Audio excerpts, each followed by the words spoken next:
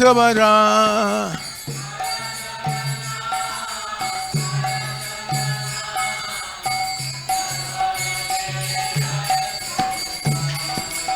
Jaya Goranitai, Goranitai, Goranitai, Jaya Goranitai.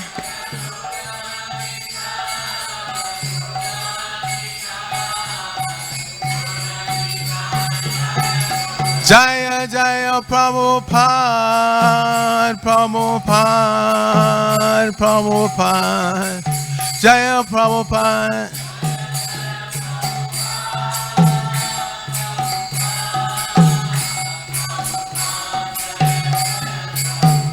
Jaya Jaya Prabhupada, Prabhupada, Prabhupada, Srila Prabhupada.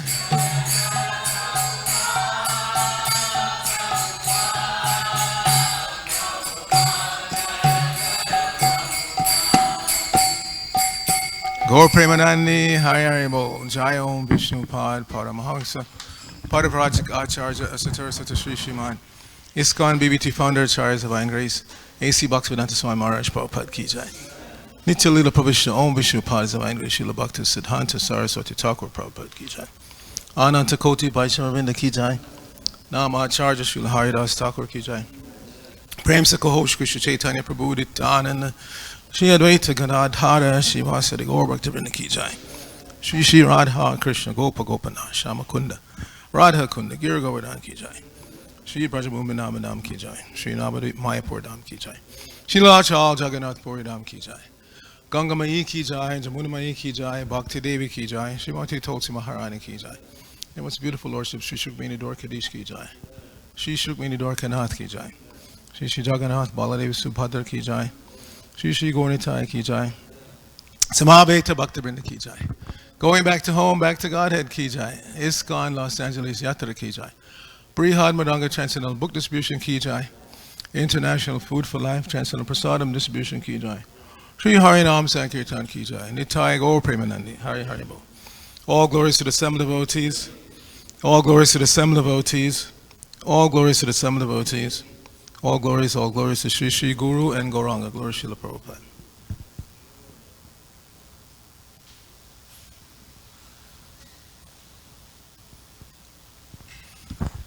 Narayanam Namaskritya Naram Chaiva Narotamam Deving Saraswatim Vyasam Tato Jayamudhirayat. Before citing the Srimad Bhagavatam, which is our very means of conquest, let us offer respectful obeisances unto the personality of God and Lord Narayan, unto Nar Narayan Rishi, the supremest human being, unto Mother Saraswati, the goddess of learning, unto Srila Vyasadeva, the author, and unto Srila Prabhupada, who is the translator, commentator, and our spiritual master. Nashta Prayeshu Bhadreshu Nityam Bhagavata Sevaya Bhagavatyuttama Shloke Bhaktir Bhavati Naisiki. By regularly attending the Srimad Bhagavatam class and by rendering service unto the pure devotee, all that is troublesome to the heart is almost completely destroyed, and loving devotional service unto the personality of God, whose worship with transcendental songs becomes established as an irrevocable fact. Om Namo Bhagavate Vasudevaya. Om Namo Bhagavate Vasudevaya. Om Namo Bhagavate Vasudevaya.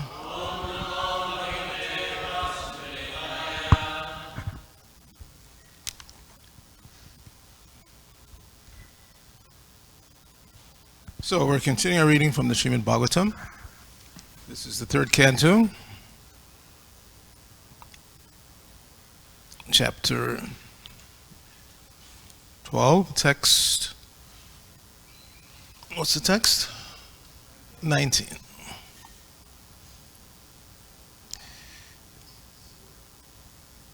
Okay, so let's do the words responsively.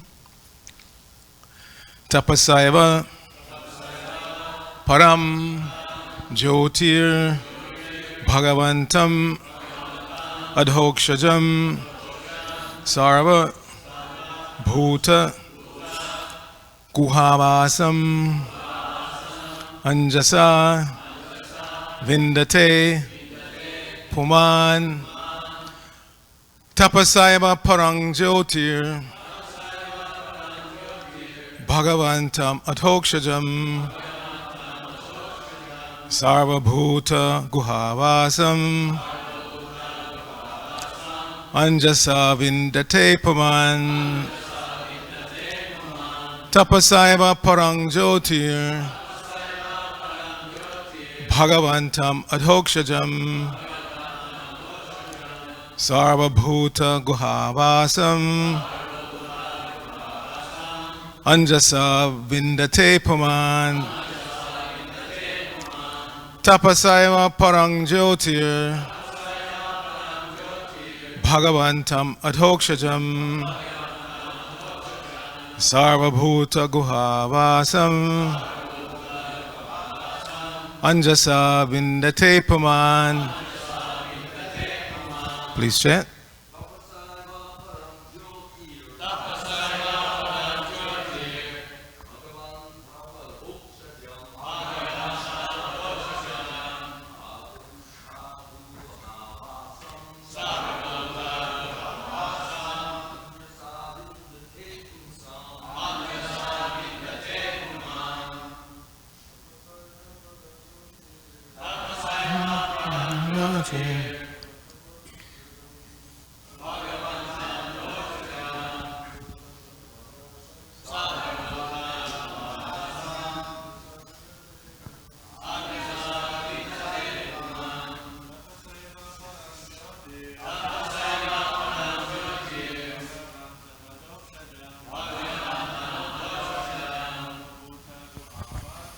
Sarvabhuta Guhavasam Anjasa Vindate Puman Tapasaiva Param Jyotir Bhagavantam Adhokshajam Sarvabhuta Guhavasam Anjasa Vindate Puman Tapasaiva Parang Jyotir Bhagavantam Adhokshajam Sarvabhuta Guhavasam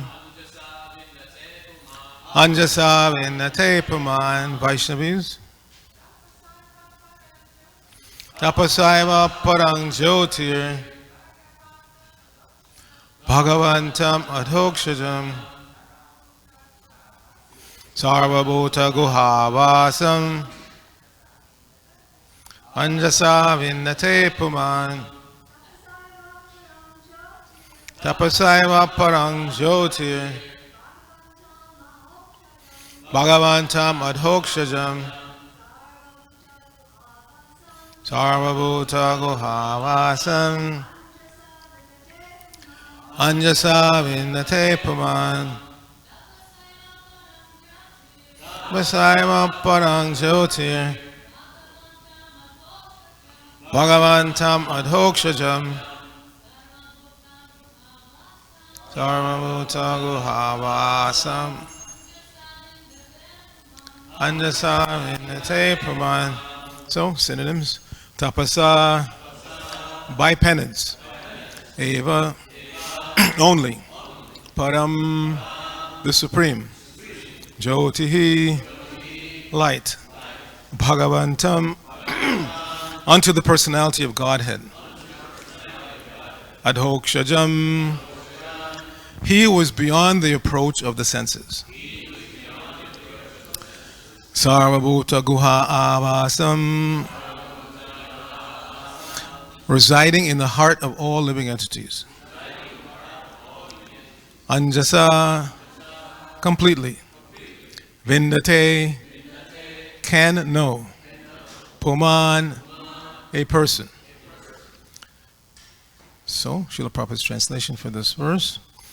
By penance only can one even approach the personality of Godhead, who is within the heart of every living entity and at the same time beyond the reach of all senses. Please repeat. By penance only can one even approach the personality of Godhead, who is within the heart of every living entity and at the same time beyond the reach of all senses. Srila Prabhupada's purport.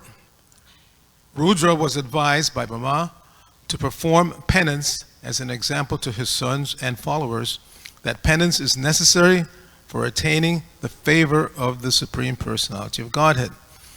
In Bhagavad Gita, it is said that the common mass of people follow the path shown by an authority. Thus, Brahma, disgusted with the Rudra generations and afraid of being devoured by the increase of population, asked Rudra to stop producing such an unwanted generation and take to penance for attaining the favor of the Supreme Lord.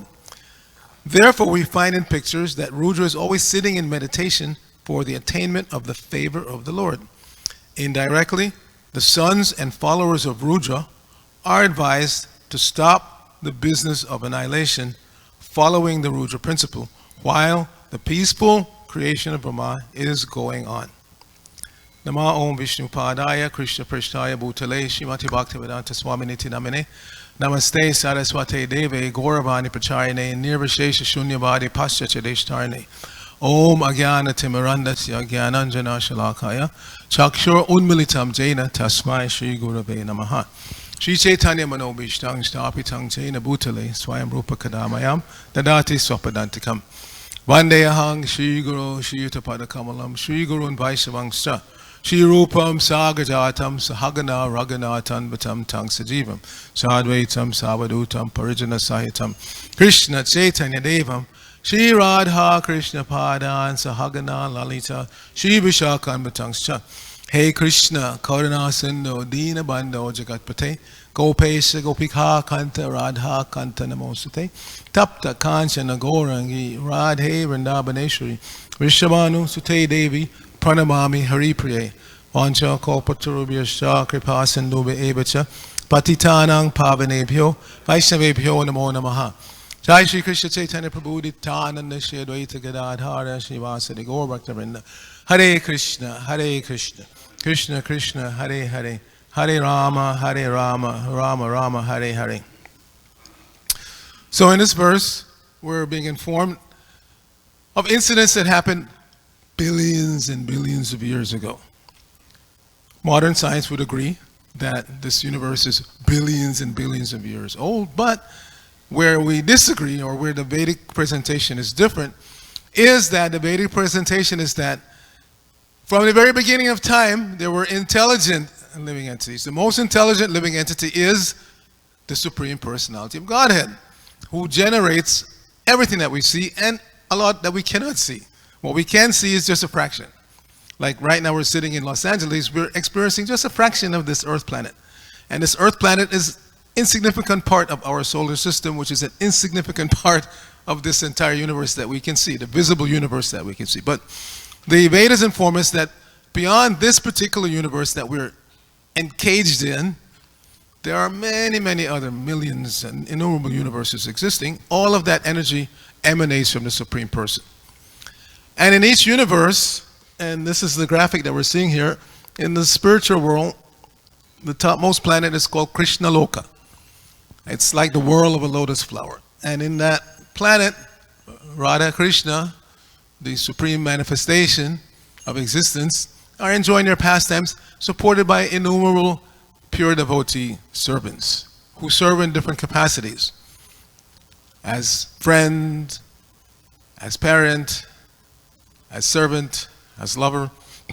Every one of us has a particular relationship with the Supreme Being, the divine couple, in their various expansions. But besides the Radha Krishna expansion, you'll see there are many innumerable spiritual planets. And they exist in the region called Vaikunta. Vai means without, Kunta means misery. So there's a region of existence, which is really the region of existence. It's called Vaikunta. All the planets there are inhabited by living beings who are eternally worshiping the Supreme Lord in different manifestations. So on the Supreme Planet, his worship is Radha Krishna. Other planets, Lakshmi Narayan, like that, Lakshmi Vishnu, Sitaram. The Lord has innumerable personal expansions, and every one of us has an ideal, perfect, happy relationship with that particular expansion of the Lord. However, there are some living entities who, by their own volition, their own free will, they wonder what it would be like to be the Supreme. And since no one of our kind, because there are different energies that the Lord emanates, he emanates personal expansions, like we said, Lakshmi Narayan, etc. But he also has Vimanangsa. Angsa means part. We're all minute parts of the Lord, sample gods, you could say. And so we have sometimes a desire to know what it is to be the God, the Supreme Person. And that cannot be experienced in the Vaikuntha realm. So scroll up. Haribo, scroll up.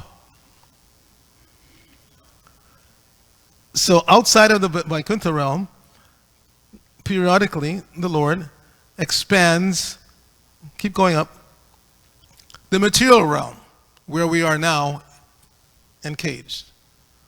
And as I said, in this material realm, there are innumerable universes.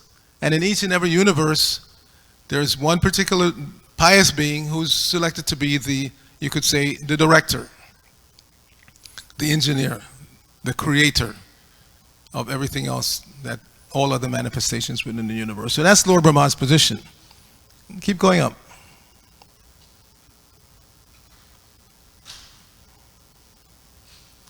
So there are innumerable universes floating in the causal ocean, and here's one universe. Keep going up.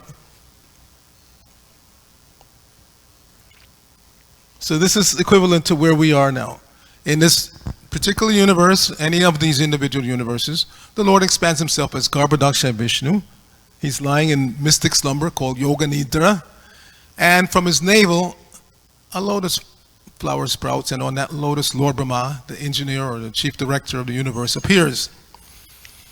So this is, again, an exhibition of the potency of the Lord. He can generate living beings without the help of a mother. Typically, we need to take help of each other. The male needs a female to bear the child. The female needs a male to give the seed from which the child grows. So these are clearly described in the Vedic literature. Today, in spite of so much scientific advancement, they're still debating, when does life start? It has no beginning. That's the first lesson of the Bhagavad Gita. Natevaham jatanasam natang neme janatipa nachaiva namavisham sarve vayamatak param. Krishna explains to Arjuna, never was there a time that I did not exist, nor you, nor all these kings, everybody that was assembled on that battlefield of Kurukshetra. Nor in the future will any one of us cease to be.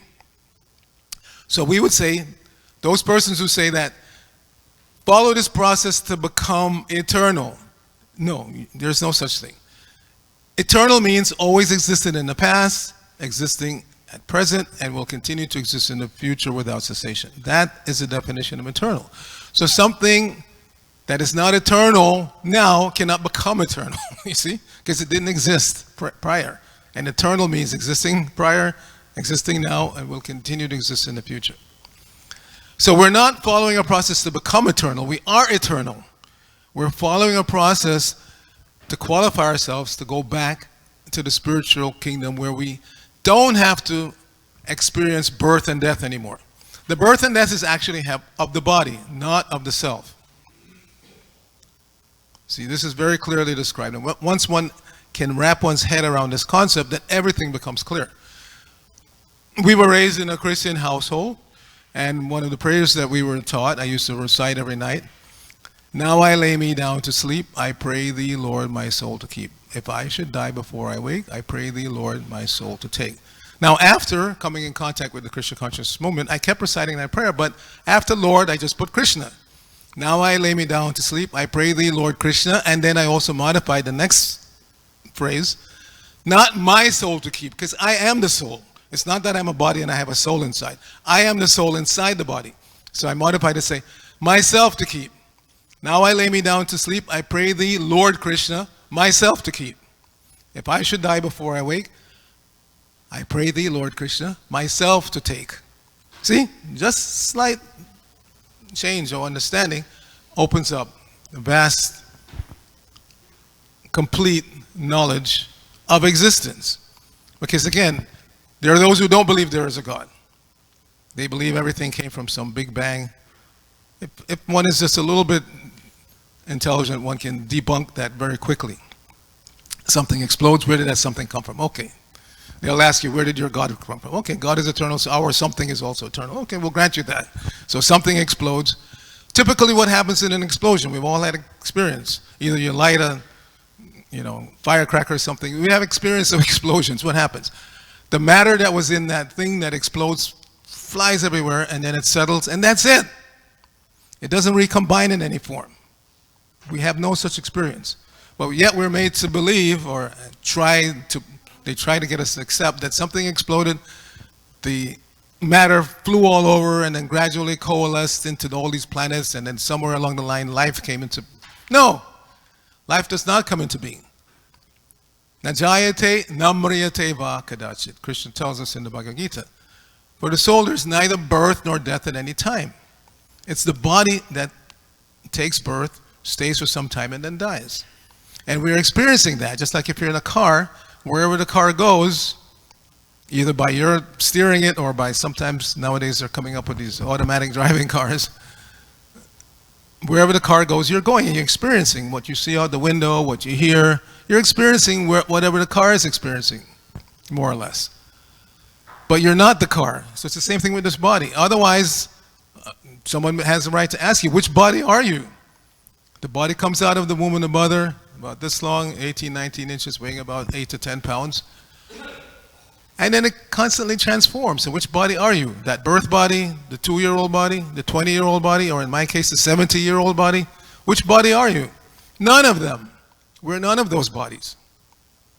None of those bodies. And that's so simple and easy to understand. We experience again on a daily basis. Every night, we go to sleep, most of us. Some of us have a hard time sleeping, like myself. Lifelong insomniac. But more or less, we all take rest. We lie down. The body is lying there, but you, the soul, are experiencing things. You're experiencing something. You go somewhere, you see something, you wake up the next morning, you say, oh, I saw my grandma or whatever. What do you mean you saw? Your eyes were closed all night. How can you see?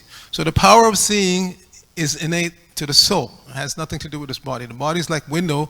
The eyes of the body are like windows that you look out of. You're looking out of. And even when those eyes are closed, you can still see with the subtle body. You leave. So sleep is when you put this body down and you wake up in the same body. Generally by sound. The alarm clock goes off or somebody says, get up, we have to go to chapel. It's time for the morning worship, right? Our visiting Jesuit novices here. Just like we come to the temple every morning, I'm sure they go to chapel. I've been to their compound, beautiful chapel there. I'm sure they go every day. And so usually sound wakes you up. You come back to this body. So sleep is when you put this body down, you come back to the same body. Death is when you put this body down and you wake up in a different body. That's all. So when we're convinced of that, we are no longer afraid of death. And fear of death is one of the creations of Lord Brahma. We heard a few verses earlier. That in order for the pure living entity coming from the spiritual world to identify with and chase after the illusory manifestations in this material world, our original consciousness and knowledge have to be covered. So that's one of the thankless tasks that Lord Brahma engages in. He creates different types of illusion to put us in, and we are subject to illusion. That's one of the defects of the soul in conditioned life. We have imperfect senses. We're trying to understand this world through our eyes, through our ears, through our sense of touch, sense of smell, but these are not perfect. These are not perfect. They're defective. The senses are defective. So you cannot get perfect knowledge of even material manifestations, what to speak of spiritual manifestation, using our imperfect material senses. The example I like to use when speaking in schools especially is of oxygen. This room, there's oxygen now. That's why we're all more or less alert, because we're breathing and the body is functioning because of the presence of oxygen. But can anyone sitting here say, I just saw an oxygen molecule go by? No, we don't see it. It's here. It's manifest, but we can't see it. So just because something cannot be seen by you doesn't mean it doesn't exist, and it also doesn't mean that it's not vital.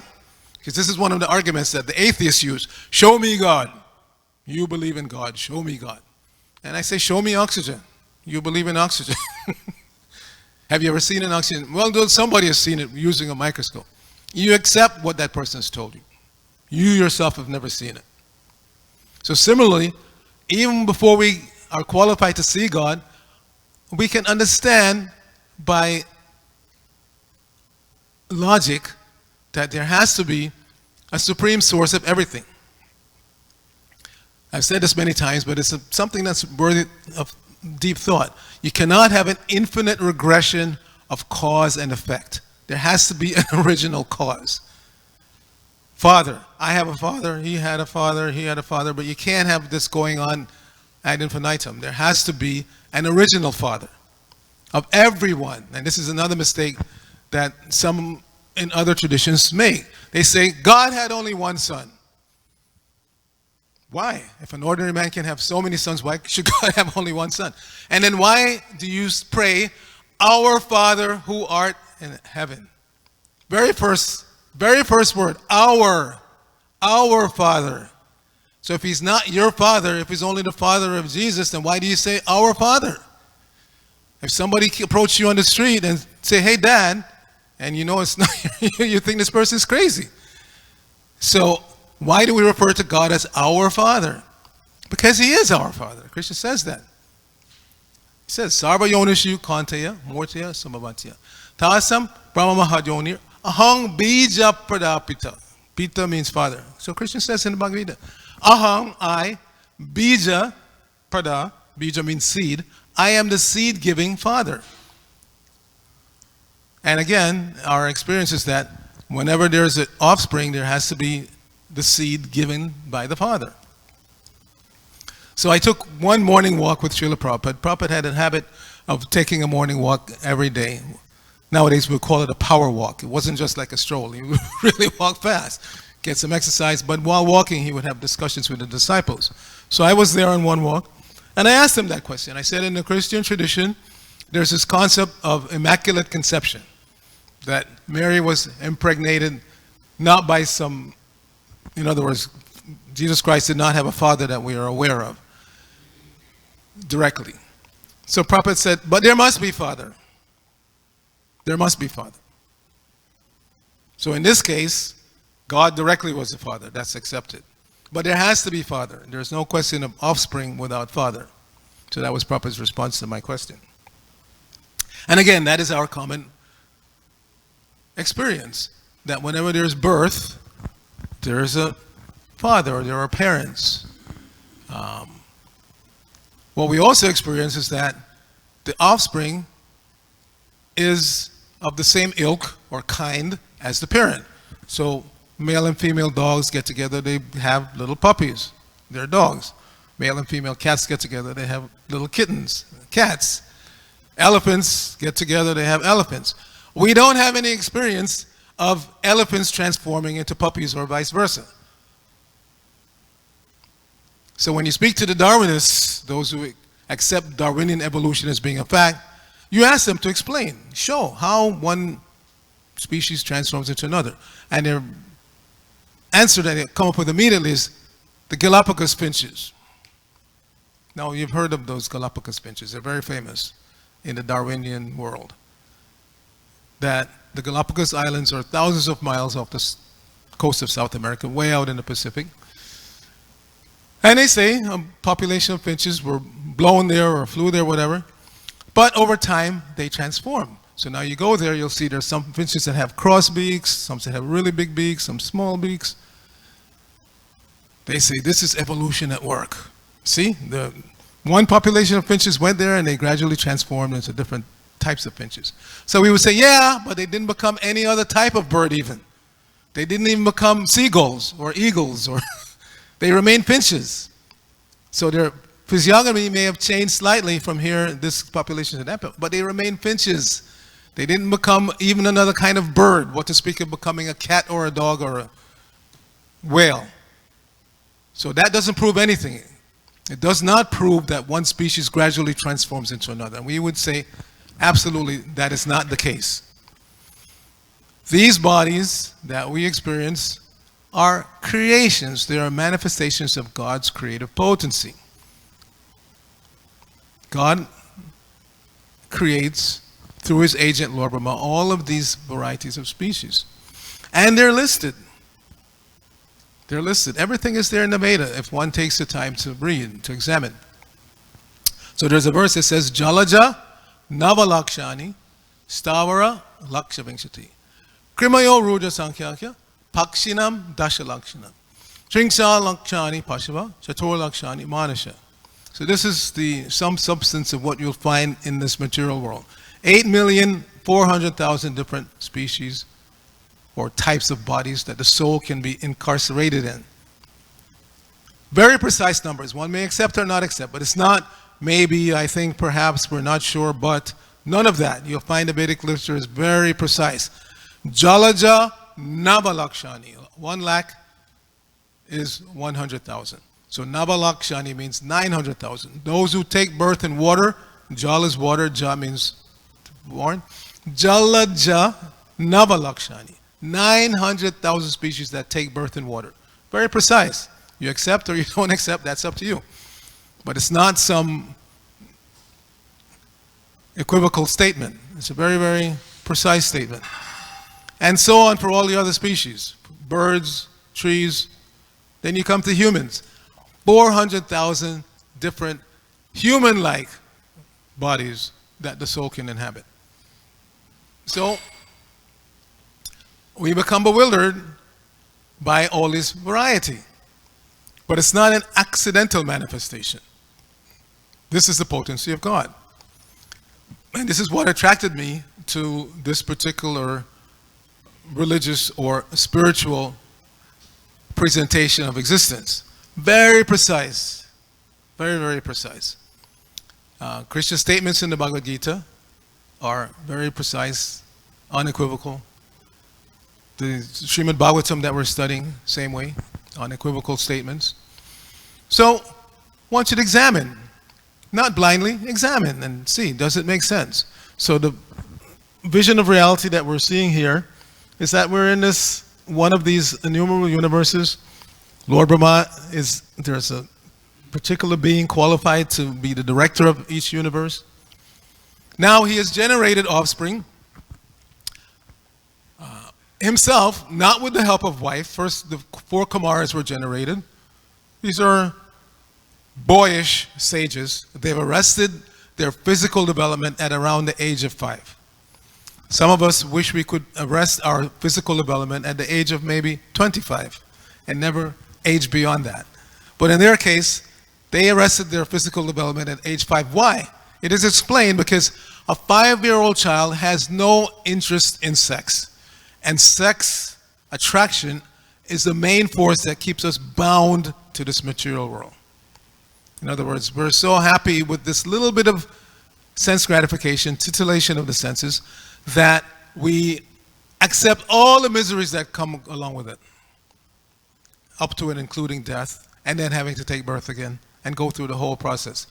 And therefore, since time immemorial, beginning with the Kumaras, there are some entities who do not want to engage in that way. They want to save their energy simply for spiritual advancement. And that's where you all come in. You have made that choice voluntarily to live a celibate life, keep that side of life away, so that you can give your energy to understanding God, what God wants from you, and assisting others in making advancement on your chosen spiritual path. And in the Vedic culture, we have the same thing. There are 4 different divisions of spiritual life. There's the brahmachari or student life. There's the grihastha life, where one is allowed to marry and produce offspring. There's the vanaprastha life, where one retires from family life and again becomes fully absorbed in spiritual advancement. And there's the sannyas ashram. We have an example here. Our Amala Bhakta Swami is in the renounced order of life. So 3 of those 4 ashrams or divisions means complete celibacy. The brahmachari, complete celibacy. There's a definition given by the great Muni Yajnavalkya, and it applies to you also in your Jesuit monk pursuits, is that he gives a different definition of brahmacharya. That karmana manasavacha sarvabhasta sarvada sarvacha maitanatyaga brahmacharya prachakshase. That karmana means by your work, your activities, manasa, your thoughts, vacha, your words. Sarvabhasta sarvada, in all places, all times, all circumstances. Maitanatyaga, no connection to sex. That is a brahmachari or a monk. Very, very difficult to do in this age because we're surrounded by that energy everywhere. Billboards and books, and if you turn on the television, even in ordinary conversation, sex, sex, sex, sex, sex. And that keeps the mind bound to this mortal plane. If we want to have any chance of breaking free and approaching the spiritual perfection, then one has to come to that point of no more connection to sex life. Karmana manasa vacha. No activity directed in that direction. In other words, your activities are all on the spiritual plane. Manasa, don't even think about it. Don't make plans. Nothing like that. Simply the mind should be used to figure out how to make spiritual advancement, how to perfect one's service. Vacha, don't speak about it. That's a brahmachari or a monk. So very, very difficult in this age. So one has to be trained because, again, the general force of existence nowadays is pushing one in the opposite direction. Chase after it. Go for it. That's the modern situation. Not modern. It's been going on since time immemorial. So to break away from that, to break out of the material entrapment, chiefly sex life, one has to be trained. And therefore we have, like in your Jesuit tradition, you have a monastery where you break away from the society at large and you're encamped, or you come to this encampment where you're trained how to be a monk, how to focus your energy, your attention on spiritual activities, how to make spiritual advancement. And so we have that here also. We have our brahmachari ashram. You can see those gentlemen wearing saffron or orange color. They're also in that situation. Complete celibate life. Those who are wearing white generally means they are in the household or ashram, meaning that they're married or about to be married. And then those who are in the next stage, vanaprastha, have been married but have now given that up and are again focused simply on spiritual life, culminating in the sannyas ashram where absolutely nothing to do with that. There's no question of engagement in that way. Simply training others, focusing oneself on spiritual goals and training others to do the same. So we're just about out of time. Normally we end the class at 8:30. Our visitors will stay for breakfast, so whatever questions you have, we will discuss together at the breakfast. And thank you very much again for visiting our community. And some of you, a couple have been here before, along with Francis, of course, he's been here many times. And for those who have never been here, there's no question that you can't ask. We're always willing to try to answer any questions that arise in terms of our tradition or anything that I've said this morning. And again, thank you very much for your kind attention. Hare Krishna, Krishna Krishna, Hare Hare, Hare Rama, Rama Rama, Hare Hare.